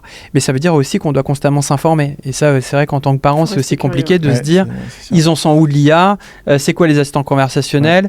Ah ouais, d'accord, t'es sur Snapchat, en fait, tu pars un assistant IA et c'est ton premier ami qui vient. Ça, je le savais pas. Qu'est-ce qu'il est capable de dire ? Ah, t'es sur Spotify, c'est cool. Ah bon, Spotify, c'est un réseau social ? Ah ouais, tu peux parler avec des gens que tu connaissais pas sur Spotify. Donc, ça implique aussi qu'on parle beaucoup d'éducation aux médias pour les enfants, mais il faut en faire aussi pour les parents. Des médias, on va dire, de littératie économique. Et c'est le sens plutôt de mon travail à moi, de journaliste, de l'autre côté, d'essayer sur une antenne comme France Culture, qui n'est pas une antenne spécialement de geek, d'arriver à vulgariser au plus possible les enjeux du numérique. Et justement, ce dialogue, on en a beaucoup parlé dans les épisodes précédents. Pour moi, c'est vrai qu'il est beaucoup plus important que d'autres solutions qu'on pourrait voir comme le contrôle parental dont on vient de parler. Et justement, sur ce contrôle parental, c'est peut-être une façon, du coup, parfois de jouer au chat et à la souris avec le jeune, avec l'enfant. Mais parfois, ça peut rester, on va dire, l'unique solution quand le dialogue est souvent compliqué. Qu'est-ce que vous en pensez, vous, de ce contrôle parental, justement ? Moi, je trouve que le contrôle parental, il est intéressant à partir d'un certain âge. C'est-à-dire qu'effectivement, quand tu as un enfant de 9 ans, 10 ans, 11 ans, à qui tu vas lui prêter une tablette, oui, là, tu dois le préserver. Parce qu'en fait, malgré lui, il peut tomber sur des trucs pornographiques, violents, etc. Donc là, le contrôle parental, il est nécessaire, mais presque dans un instinct de protection. Quand il traverse la route, tu lui tiens la main quand il n'est pas en mesure de savoir si le feu est rouge ou vert, et après tu lui apprends à traverser. Donc après, ceux qui savent traverser, c'est les adolescents. Donc là, si tu veux les surveiller, si tu veux leur planquer un tag dans le sac à dos ou je sais pas quoi, c'est mort. Ouais, déjà en plus, tu vas rompre le lien de confiance. Tu m'as espionné, tu m'as surveillé, maintenant je te dirai plus rien et tu es perdant. Tu es perdant, et là il faut tous se rappeler de notre adolescence, on arrivait très bien à arnaquer nos parents, mais très facilement. Donc là c'est pareil. Donc en fait ça marche pas. Donc, et puis le contrôle parental, parfois c'est des névroses. Tu te dis, et d'ailleurs ça questionne souvent aussi le taux d'équipement que tu donnes à ton enfant. Parfois même, ça arrive, des adolescents ne réclament pas forcément un téléphone, mais le parent va le donner pour se rassurer, parce qu'il a envie qu'il soit constamment joignable, il va pas faire gaffe, il va mettre des apps, etc. Donc je pense qu'il y a aussi tout un travail à faire en tant que parent, pour arriver à appréhender la notion du risque. Tu vois, on a beaucoup parlé, on en parle dans le livre, des enfants de la ville, des enfants qui sont dans les rues, ou des enfants qu'on appelait les enfants en fait d'appartement. C'est-à-dire qu'on a considéré parfois à tort que le danger, il était plus à l'extérieur qu'à l'intérieur. Donc on veut pas qu'ils sortent, donc on fait attention, on les accompagne, on veut pas qu'ils aillent dans la rue. Alors qu'en fait, la rue est potentiellement moins dangereuse qu'un laisser-aller total dans l'espace numérique. Donc c'est aussi réapprendre en tant que parent ta notion du danger, ton lien de confiance, et puis après te sortir de quelques fantasmes. Oui, acceptons l'idée que tu pars dans la rue, peut-être que je sais pas si tu es très joignable, peut-être que tu n'as pas de téléphone, mais je te fais confiance, tu rentres à telle heure. Il y a une étude qui était sortie comme quoi le périmètre de liberté d'un enfant dans les années 50, c'était 4 km, qu'on était passé à 400 mètres à la fin des années 90, et aujourd'hui à 0 mètre. Mais c'est ça, mais d'ailleurs je crois que nous, dans la génération qui est la nôtre, on sait très bien qu'on a eu plus de liberté en tant qu'enfant de 10-11 ans qu'on en donne, même nous, à nos enfants. Donc ça, c'est un travail qu'on fait aussi, d'arriver à accepter cette incertitude, de les laisser aussi prendre leurs risques. Mais c'est plus facile quand tu vis dans un quartier tranquille. Parce que moi, je pense à tous les parents aussi qui vivent dans des quartiers moins tranquilles, qui ont des jeunes filles, Bon, et pour les garçons, ça marche aussi, mais surtout quand tu as une fille, de la laisser sortir, etc. Et il y a beaucoup de mamans qui disent « Ouais, mais je suis rassurée parce qu'elle est dans la chambre. Et voilà. Donc, c'est vrai que quand tu vis dans un quartier voilà, qui n'est pas trop risqué, c'est vraiment bien de pouvoir réussir à vaincre ses peurs et de se dire en fait il ne va pas risquer grand-chose. Oui, c'est ça. Mais ce n'est pas valable aussi pour... Mais c'est pour ça qu'on parle d'alternatives désirables aussi qui passent par l'espace physique et l'espace public. Et après c'est facile à dire, hein, mais il y a aussi toute une logique de politique publique à mettre en place pour que la rue, l'espace, le dehors redeviennent attractifs, sécurisants, plaisants, accueillants. Donc c'est pour ça qu'on parle d'alternatives, c'est supprimer les écrans. C'est pour ça que je trouve que l'interdiction des réseaux sociaux aux moins de 15 ans, pour moi, elle est hypocrite, ça marche pas, etc. Mais ça, c'est mon avis. Mais c'est aussi qu'est-ce que tu proposes ? Toi, pouvoir public, toi, puissance publique, qu'est-ce que tu proposes d'autre ? Et ça, il y a tout un travail global à considérer. C'est pour ça que c'est passionnant en fait de travailler sur le numérique, parce que tu travailles pas sur un outil, tu travailles sur une société, sur un projet de société. Puis en tout cas, ce qui est sûr, c'est que ça amplifie les inégalités aussi. Parce que on n'a pas tous forcément la chance d'habiter dans un quartier tranquille, on n'a pas tous la chance d'avoir des parents qui sont dispo. Des grands-parents, des nounous, donc t'as pas des cours de piano. La chance d'avoir le piano le lundi, l'escrime le mardi, les arts plastiques le mercredi. Et puis voilà, il y a des parents aussi qui sont sans cesse en quête. Ça demande une disponibilité, des moyens très importants pour proposer voilà, toutes ces alternatives qui ont quand même un coût. Donc c'est vrai, après, il faut cartographier les relais, mais parfois aussi il y a des parents qui n'ont pas identifié les relais, donc il y a aussi cet effort aussi de se dire qu'est-ce qu'il y a autour de moi comme asso, comme possibilité aussi pour occuper les enfants. On a eu la chance de recevoir aussi sur le podcast Yannick Guillodeau, qui est un médecin du sport. Et dans votre livre, vous parlez aussi de ça, de la sédentarité, de l'idée de remobiliser nos corps, parce que notre cerveau, il est un peu sursollicité, notre corps, du coup, il est laissé de côté. En pratique, ça veut dire quoi ? Est-ce qu'il faut qu'on bouge plus, il faut qu'on fasse plus de sport ? Parce que c'est aussi un sujet qui est important et qui se relie à des sujets de santé mentale aussi.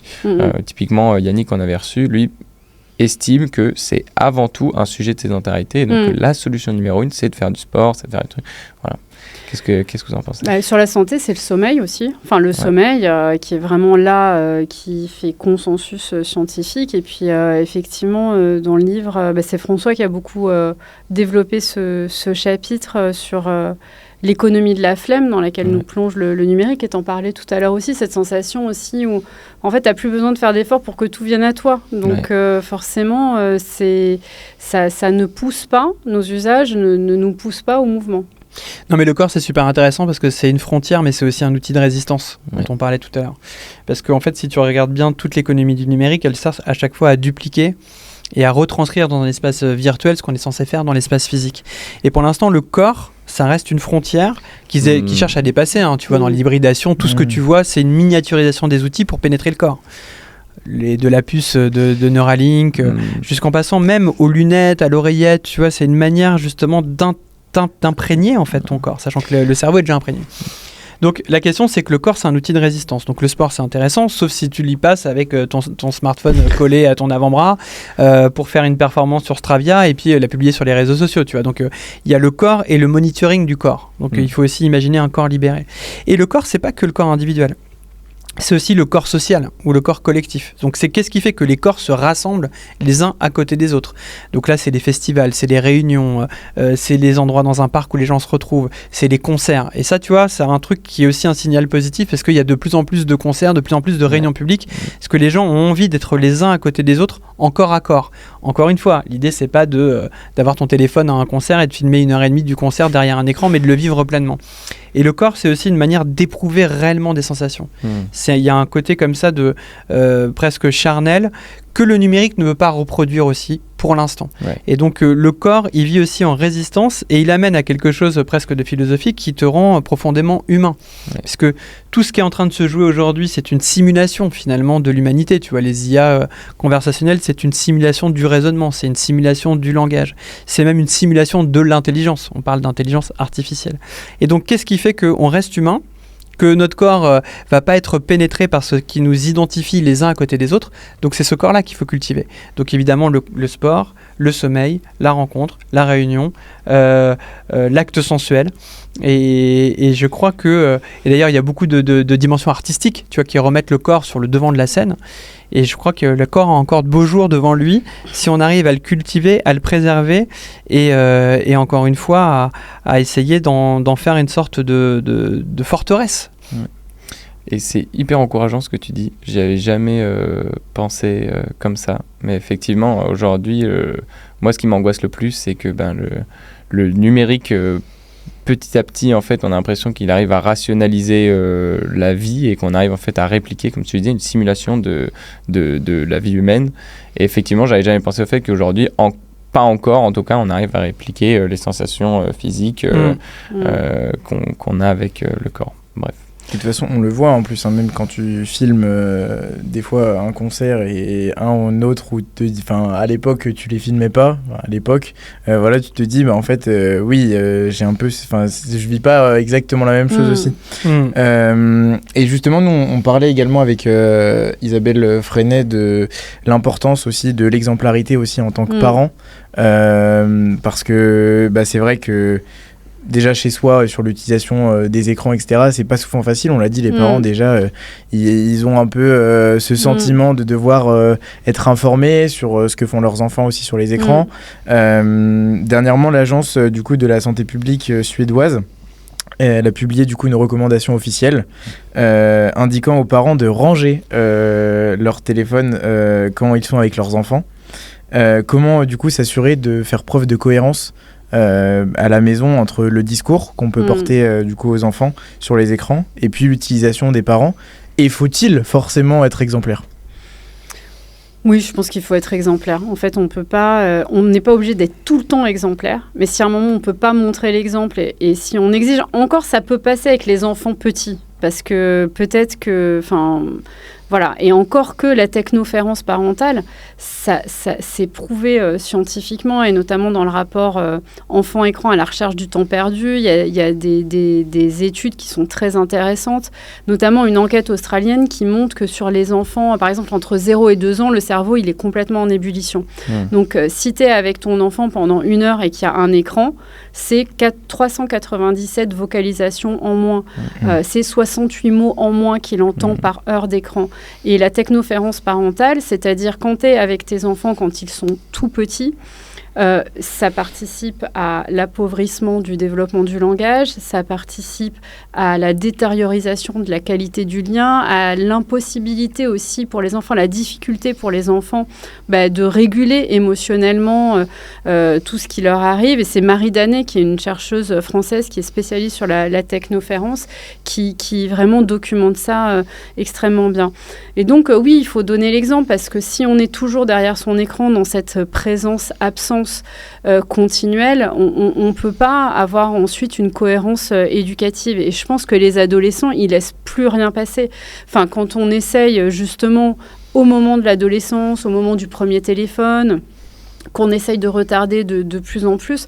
Donc voilà, il ne s'agit pas d'essayer d'être des parents parfaits, parce qu'en fait, c'est une cause perdue, et surtout c'est une quête vaine qui nous fait nous décourager en cours de route, mais il faut jamais lâcher cette exigence de donner l'exemple et de montrer qu'on peut très bien vivre sans, et que c'est aussi une valeur, que les usages du numérique peuvent être vertueux, ça peut être divertissant, on a le droit de se faire plaisir, nous on adore regarder des films en famille, François il adore jouer aux jeux vidéo avec les enfants, moi j'adore quand ma fille elle me fait découvrir ses scrolls Insta, je découvre des trucs qui m'arriveraient jamais à moi, et je trouve ça génial parce que c'est une partie de sa vie aussi. Et quand elle m'explique, elle me décrypte tout ce qui se passe sur Snapchat, etc. Je trouve ça super intéressant, mais il faut jamais lâcher cette capacité à montrer qu'on peut vivre heureux et déconnecté.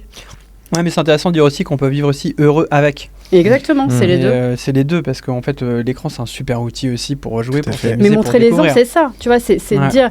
Et puis, c'est partager. C'est quand tu t'intéresses à un sujet, c'est pouvoir partager des contenus et pouvoir en parler, pouvoir.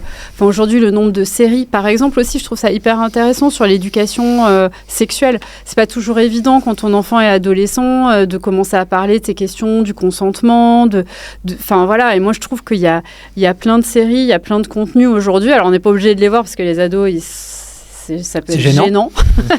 Mais en tout cas, moi je sais que voilà, je trouve que ça fonctionne bien parce qu'après on peut en parler, dire qu'est-ce que tu as pensé, est-ce que ça te parle, et même si c'est une porte qui semble fermée, tu sais que le message il passe. Et donc voilà, je pense l'idée c'est pas de vivre tout le temps déconnecté, mais quand même de ritualiser des moments dans la vie de famille pour autre chose et pour surtout les écouter, parce que en fait c'est une chanson d'Aldebert qui décrit très bien ça. En fait, c'est un petit qui rentre et il parle à son père et il dit qu'il est allé chez le voisin, qu'il a pris une tronçonneuse, qu'il a découpé sa petite sœur et la tortue, et son père est là ah ouais, super, génial. Et en fait il est en mode pilotage automatique et c'est écran, rendez-nous nos parents. Et il l'a écrit après le confinement, je pense, pendant cette période-là où on était tous complètement plongés. Mais cette chanson, elle décrit super bien en fait la technoférence et le risque de ne pas être à l'écoute. Alors, je pense qu'on peut peut-être passer à nos questions rituelles. Alors, pour commencer, François, quel est ton plus gros vice avec les écrans? Heureusement que tu rajoutes avec les écrans. Parce que... Allonge-toi sur le divan. Ouais, plus gros vice. Moi, je suis un peu... tu vois, comme je publie quand même pas mal sur LinkedIn, par exemple, lié à mes chroniques, mes émissions, je peux être un peu psychopathe de combien de likes ça a eu, combien de commentaires ça a eu, donc vachement accro à l'adhésion du collectif, et beaucoup trop, je le sais, c'est con, ça sert à rien de regarder toutes les 5 minutes. Donc là, donc parfois, voilà, j'ai du mal à casser l'engrenage, de publier quelque chose, et j'en ai besoin de publier, tu vois, ça permet à mon contenu aussi de vivre au-delà de son antenne, mais il faudrait que je publie et puis que je regarde le lendemain. Or, j'ai tendance à regarder toutes les demi-heures pour voir comment ça vit. Et je fais ça depuis des années et je connais le truc, mais voilà. On va un dire créateur de contenu qu'on a parlé, je t'enverrai une vidéo, il a réagi à ça justement. Il a une solution ou pas? En fait, il a déjà conscientisé et il a dit que même si on le conscientise, c'est beaucoup plus dur que ce qu'on pense de s'en détacher parce que ça fonctionne comme ça en fait. Mais ton cerveau, il est comme ça, t'as trop envie de savoir si ce que t'as proposé a plu. Donc voilà. Ouais, mais comme en fait, tu cherches à ce que ça. Et même en fait, c'est ça où c'est pervers. C'est même si ça plaît pas, ça t'intéresse quand même. T'as envie de comprendre pourquoi les mecs les critiquent, pourquoi. Oui, mais c'est pas parce que tu check que tu comprends en plus. Et tu le sais. Et pourtant, non. Et puis en plus, c'est pas parce que ça plaît sur 200 mecs qui ont liké que forcément c'est un contenu de qualité en plus. C'est le casino qui est ouvert toute la journée. Non, mais ça veut rien dire. Donc tu publies, parfois ça fonctionne et parfois ça fonctionne moins, mais c'est. Bref. Donc voilà, on va dire que c'est un vice. Et même question à toi, du coup, Virginie.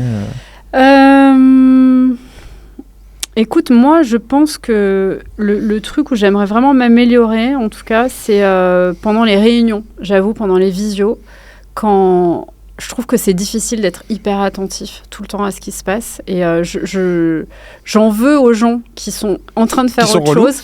Non, mais qui sont en train de faire autre chose. Non, mais tu vois, aujourd'hui, on a beaucoup de réunions qui sont en visio. Et c'est vrai qu'il y a la qualité d'attention, mais qui baisse. Et j'avoue que moi, ça m'arrive aussi de faire autre chose en même temps, parfois, dans certaines visios, quand je ne suis pas directement concernée ou quand... Voilà, et en fait, je trouve que ça participe à cette idée qu'on est en réunion ou les uns avec les autres et des fois même en présentiel. Et en fait, il n'y a que des gens qui sont en train d'envoyer des mails en même temps. Et j'avoue, je trouve ça déplorable, mais ça m'arrive aussi de faire parfois autre chose en réunion. De toute façon, je pense que c'est naturel parce que... je pense que aussi on fait de plus en plus. Tu veux dire que c'est pas un vice et que c'est. Non mais je pense qu'en plus on fait de plus en plus de réunions en ligne parce que c'est si facile de faire et que du coup j'ai l'impression que dans certaines entreprises, certaines personnes se retrouvent avec des milliards de réunions où ils ont même pas besoin d'être au final et du coup forcément. Ils occupent leur temps différemment. Donc voilà. Au vu de tout ça, est-ce que vous pensez qu'on peut encore reprendre le contrôle face aux géants de la tech? Réponse assez évidente, j'espère, mais je sais pas. Reprendre le contrôle, je sais pas, parce que en fait, on peut non. pas apprendre à nos enfants à nager, pour filer la métaphore, si les géants de la tech fabriquent des tsunamis. Enfin, c'est une image qui est assez parlante. Je pense que on fait ce qu'on peut en tant que parents, en tant qu'éducateurs, pour s'éduquer soi-même, pour éduquer nos enfants, pour leur transmettre les bases, pour cultiver le dialogue. Si à côté de ça, les outils qu'on a, ils nous plongent dans un environnement hyper toxique et qui sont de par leurs architectures profondément maltraitants à l'endroit de notre santé mentale, physique, de notre manière de concevoir le vivre ensemble. Je trouve que c'est compliqué. Néanmoins, la riposte citoyenne est intime et citoyenne. Elle est porteuse d'espoir. Et puis, des podcasts comme le vôtre... Il y a des enfants partout dans le monde qui prennent conscience de ça et qui s'allient. Donc c'est par l'alliance aussi qu'on peut trouver de l'espoir. Mais je pense qu'on ne peut pas reprendre le contrôle. C'est-à-dire qu'on ne pourra pas arriver à prendre le contrôle des gens de la tech, arriver à leur imposer. Je pense qu'on n'y arrivera pas. On peut par contre éviter de totalement le perdre. C'est juste de se dire, il y a un fait établi, il y a des puissants. Tu vois, ça serait quand même dire, est-ce qu'on pourra arrêter demain les guerres ? Non, tu peux pas. Tu vois, tu as un système qui est fait qu'il y a des puissances qui vont être plus puissantes que les autres et qui vont mener des combats et qui n'auront rien à faire de tuer des gens sur le front pour pouvoir arriver à leur fin. Les gens de la tech, c'est pareil, tu prendras pas le contrôle. Par contre, tu peux te poser la question, dans ce champ miné, comment toi, tu peux éviter de perdre complètement le sens et comment tu peux trouver d'autres chemins. Mais je pense qu'il faut accepter qu'il n'y a que des chemins de traverse qu'on pourra trouver. Après, ça ne veut pas dire qu'on ne peut pas trouver des très très très grands chemins de traverse où il y a énormément de monde dessus pour qu'à un moment donné, le chemin de traverse devienne tout aussi puissant et une alternative tout aussi forte que le modèle dominant. Mais le modèle dominant, par définition... tu le contrôleras pas. Tu voulais dire plutôt des courants d'eau. Ah voilà, exactement. Moi, je prépare le prochain livre. On est vraiment sur une analogie terrestre. Ok. Et du coup, si vous deviez faire passer un message à la génération suivante, ce serait lequel ? Un message à la génération suivante. Alors, qu'est-ce que t'appelles la génération suivante ? Ils sont en quel âge, là, par exemple ? On peut dire que c'est la génération de Sophie, là, qui est en CM2 et qui petit à petit découvre le numérique. Non, mais ça va peut-être être facile. Mais si c'est Sophie ou cette génération-là, le message que j'aimerais faire passer, c'est surtout le message que j'aimerais qu'ils me fassent passer. Donc, je pense qu'à un moment donné, il y a aussi un vrai travail à faire sur l'écoute. Et essayer de les écouter eux, parce qu'en fait, même dans les médias, même dans la société en général, on a tendance quand même à réduire la place de l'enfant au silence ou à parler pour eux. Donc moi, je n'aurais pas spécialement de message à lui donner, je pourrais lui dire, voilà, il y a des trucs qu'on a réussi, il y a des trucs qu'on a manqué, mais toi, qui vois cette situation d'une manière tout autre et que je ne verrai jamais, qu'est-ce que tu as à me dire ? Un immense merci à vous deux. Où est-ce qu'on peut vous retrouver, surtout retrouver Faire la paix avec vos écrans ? Avec nos écrans, pardon. Alors, Faire la paix avec nos écrans est encore en librairie, disponible. Il est sans doute... il est en ligne aussi. Il est même en audio depuis peu. Je crois que Flammarion a proposé un audio. Donc, le livre est là. Et moi, j'ai des émissions. Donc, tous les jours, 8h50 sur France Culture et en podcast. Et La Fabrique de l'Information tous les vendredis entre 14h et 15h. Également en direct ou alors en podcast. Parfait. Écoutez, merci d'avoir écouté cet épisode. Virginie, toi, est-ce que tu peux nous dire aussi où est-ce qu'on pourrait te retrouver potentiellement ? Écoute, moi je suis sur LinkedIn, comme tous les gens de ma génération. Tu as un petit collectif peut-être ? On peut te retrouver. Oui, en fait, on a créé avec François, mais c'est vraiment, on est au tout début, avec François et quelques autres amis que je salue au passage, un collectif de soutien pour les parents, pour engager cette réflexion, en partant du constat que ce qui nous aide, c'est pas forcément les paroles d'experts, même si on en a évidemment besoin de ces éléments scientifiques qui nous permettent de nous informer, mais qu'en fait, entre nous, on peut s'aider et que c'est tellement important aussi de rompre cette solitude dans laquelle on est parfois, qui est amplifiée aussi par le numérique. Donc, c'est le collectif Play qui est un bébé du livre et qu'on lance là, et on est super heureux et on espère pouvoir proposer des contenus et puis surtout des espaces pour que tous ceux qui se sentent un peu dépassés, concernés par cette question et qui pensent que leur expérience, elle vaut autant que l'expertise, que voilà, ils se réunissent. Merci beaucoup, on mettra les infos aussi en description. Écoutez, merci de nous avoir écoutés. Voilà, on espère que cet épisode vous a plu. Vous aussi, du coup, faites la paix avec vos écrans. Prenez le temps de retrouver une utilisation qui vous convient. Et n'hésitez pas, du coup, aussi à nous mettre 5 étoiles sur les plateformes de streaming. Ça nous aide aussi à être recommandés. Et puis, on vous dit à bientôt. Merci. Merci à vous. Merci. Bravo si vous avez écouté cet épisode jusqu'au bout. On espère sincèrement que cette discussion pourra vous aider. Vous connaissez sûrement un ami, un cousin ou même un voisin qui aurait besoin de quelques solutions. Alors n'hésitez pas à lui partager cet épisode. Parce que parfois, une simple prise de conscience peut tout changer. Vous pouvez nous retrouver sur les réseaux avec Season, l'application pour vous aider à sortir du scroll. Et DigiDetox pour des actions de sensibilisation au numérique en présentiel. Pour nous contacter ou nous faire un retour, toutes nos coordonnées sont dans la description. Et recommandez-nous quelqu'un que vous aimeriez retrouver dans un prochain épisode. Alors on se dit à très vite. C'était Valentin et Lucas dans Scroll et Tu.